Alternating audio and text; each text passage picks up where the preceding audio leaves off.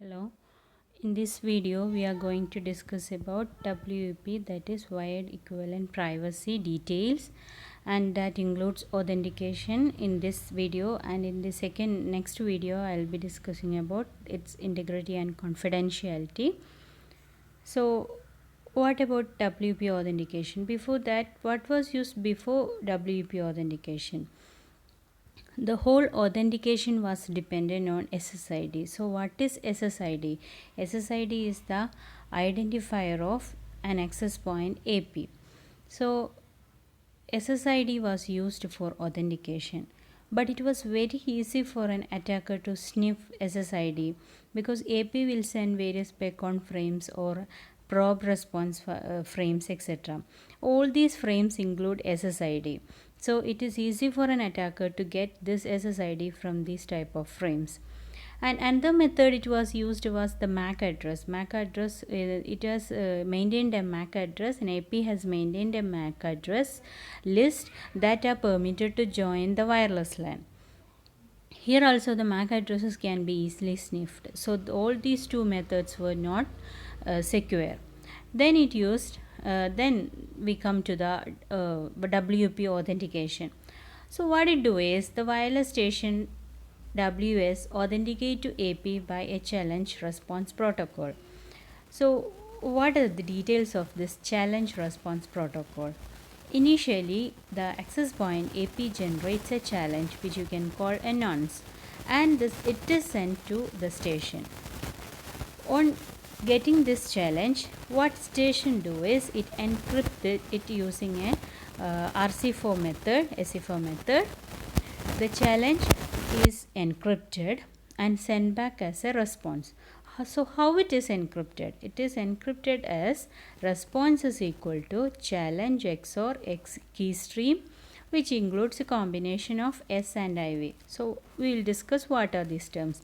Challenge is the one that is sent by AP. Initially AP sends a challenge to workstation, wireless station WS. Then the station encrypts this message by a method, and this method is challenge XOR keystream. Challenge is the one sent by AP, XOR is the operation done.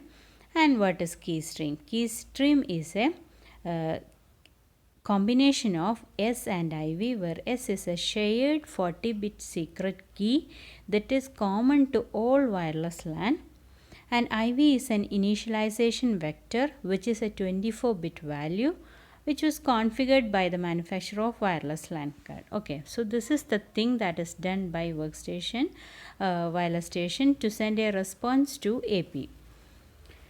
Next, how the attacker can attack the challenge response protocol. See, attacker will monitor about the various challenge response pairs that is passing through, and from these pairs it can calculate the keystream value. Keystream value is a combination of the secret shared key S and the initialization vector IV. So when the attacker obtains the keystream value, it can use this keystream value along with a challenge that it gets. Then the challenge can be XORed with this keystream value, and that it can easily authenticate to the AP as a legitimate wireless station, but actually it will be an attacker. So these are the methods used by the attacker to use to sniff this. It is used, it can eavesdrop and get S, that is secret shared key S value. You can use dictionary attack methods, or you can use man in the middle attack methods to eavesdrop the secret shared key S. And the next topic is subtopic in this is authentication and key agreement in 802.11i. Here it uses an authentication at link layer which includes three entities. Already we know which are these entities: and a supplicant, which is the wireless station WS, an authenticator, which is the access point AP, and an authentication server, we can shortly call it as AS. So here we have three entities: station WS, access point AP, and authentication server AS. Now, authentication is performed by using a protocol EAP, that is Extensible Authentication Protocol. Extensible Authentication Protocol. Now, we are going to use this protocol EAP. And what it do is, usually the AP broadcasts two types of frames. One is a beacon frame, another one is a probe response frame. And both these frames include identity of AP, that is SSID. And on receiving this, station will respond with an associate. Usually the station, when it wants to associate with an AP, it will send an associate request frame, and here authentication take place after associate frame and WS associate with AP. See, in the before video we have discussed that first it has to authenticate and then it has to authenticate associate. But here in this case, in the case of Extensible Authentication Protocol, initially it at associate and then after which authentication take place. So EAP is used between this access point and wireless station WS. Now, there are four methods used by EAP. There are four different encryption methods used by EAP, which we can call EAP MD5, EAP TLS, EAP TTLS, EAP PEAP, etc. We will discuss it one by one. And the first one is EAP MD5. You know MD5, you had studied in cryptography, that is message digest encryption algorithm. Now, it is a common authentication method. What it do is, the authentication server challenge will ask for a hash of user password to the station. MD5 hash of user password to station. Authentication server AS asks for a password, user password, hash value of user password to the station. So station will collect it from the user, then compute the hash value of it using the MD5 algorithm and send it across.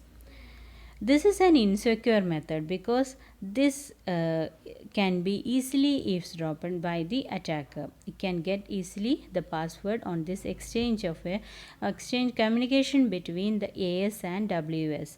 No authentication of AP is used, AP to station is used in this type of method.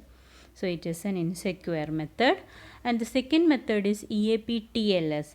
It is based on a SSL TLS protocol. Already you have studied in cryptography a secure socket layer SSL and transport layer security TLS. So this protocol method is used in this type of EAP. And it is called as a more secure one. It provides mutual authentication and agreement on a master session key. And the main part of it is, it uses a digital certificate and private key for both access point AP and the station WS. But the disadvantage here is the extension of such a type of method to each user of the wireless LAN is not feasible. Now, the third method is EAP. Third method is EAP TTLS, which is a tunnel method of TLS, transport layer security. Here the difference is, it requires digital certificate only at the AP part, not for the WS station part. Then AP authenticates to station and make a secure tunnel between AP and this station. Now through this tunnel, the station can authenticate to AP. Initially, AP requires a certificate. AP authenticate to station and form a tunnel between station and AP. Now station can authenticate in return to AP using this tunnel, and that's why it's called a tunnel TLS. Now it transmits a attribute pair value which includes username, password, etc.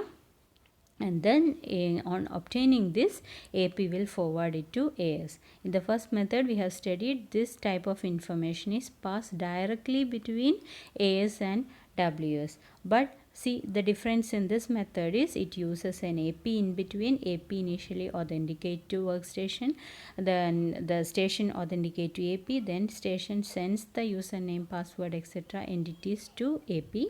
Then AP is the one that it forward to AS, the server. And the last method is EAP PEAP, which is a protected EAP method. This is the proposed by Microsoft, Cisco, RSA Security, etc. It is similar to tunnel TLS method. A secure tunnel is used to start a second EAP exchange where the station authenticates itself to the AS. Actually, in the before the TTLS method, it was not there. The WS do not authenticate to AS, but here the WS authenticate to AS, and that is the difference. So you can compare and study all those four methods. Now next subtopic in this part is key hierarchy, the type of keys used. Here we have two types of keys are used, a pairwise key and a group key. Actually, the pairwise key is used to form the traffic between station and AP, and group key are used for the broadcast communication between AP and the multiple stations. And it uses various types of key are used. Here we will discuss it one by one. One type of key is PMK, which is pairwise master key. It's a 256-bit value. It is the root of key hierarchy. This is the main key used here. Now we have another types of keys. One is PMK. So PMK is used, we can obtain PMK using two methods. One method is using an MSK, that is master session key. What happens is the station and the authentication server agree on a master session key. Then the server will send this master session key to AP, and then AP and station can calculate PMK from this master session key MSK. And the second method is a new MSK master session key can be computed from a PSK, that is pre-shared key, which is used as PMK, which can be used as PMK. For this, each station to be configured with PSK. So either we can calculate PMK from MSK, or we can calculate PMK from PSK. There are two options to calculate PMK, either from MSK or from PSK. There is a figure, we will discuss it. Then another key used is PTK, a pairwise transient key, which is a 384-bit key, and it is derived from the calculated PMK. From PMK we calculate PTK. PTK is pairwise transient key, a 384-bit key. So first PTK includes a pseudo-random function of PMK, two nonces between chosen by access point and station and their MAC addresses. And in the next PTK include the pseudo-random function of old PMK, nonce 1 and nonce 2. And from this 384-bit PTK, we are going to derive three keys, 128-bit each. So what are they? One is temporal key TK, which is used for data protection and integrity between this access point and station. The second one is key confirmation key KCK, which is used for protecting integrity in a four-way handshake protocol. We will discuss it, four-way handshake protocol, and that we are using this KCK for integrity checking. And the third 128-bit key is KEK, key encryption key, encrypt the message having group key. So we are building up a 384-bit PTK, and from which we are deriving three 128-bit keys. One is TK, one is KCK, and the one is KEK. So it is notified clearly in this figure. Initially we are calculating a PMK. PMK can be calculated using two methods. Either it can be calculated using master session key MSK, or it can be calculated using a pre-shared key PSK. So in that way we are forming a PMK. And from this PMK we are deriving a PTK. PTK is pairwise transient key, which is a 384-bit key. And from PTK we are deriving three 128-bit keys. One is temporal key TK, one is key confirmation key KCK, and another one is key encryption key KEK. So that's about the figure. Now we'll discuss what is four-way handshake protocol. What are the goals of four-way? What is the need of four-way handshake protocol? It is used to derive PTK from PMK and verify cipher in beacon and associate requests all those frames that are sent by the access point and the wireless station, and communicate the group key between the AP and wireless station. So in the figure you can see there are 2 points, station and access point. Now, the first message indicate a nonce is sent from the access point, which is indicated as NA. And the second message is from station to AP, which includes a nonce from station NS and a cipher suite and an MIC. This is a message integrity check. And this message integrity check uses the KCK key we have derived before. And the third message, it includes a GTK, another type of key used, cipher suite, and the message integrity check MIC. All these are encrypted using a key KEK. KEK also key encryption key, a 128-bit key we have discussed in the previous part. Then the fourth message from station to AP, where it includes the MIC, and it indicates that the communication between station and AP is now confirmed. So we will discuss it each. There are 4 messages. We will discuss each one by one. What about the first message? The first message is AP sends a nonce NA to station, and in the second message station sends nonce and compute PTK. PTK is a pseudo random function of the calculated PMK, then the nonce from AP NA, nonce from station NS, MAC address of AP MAC-A, and MAC address of station MAC-S.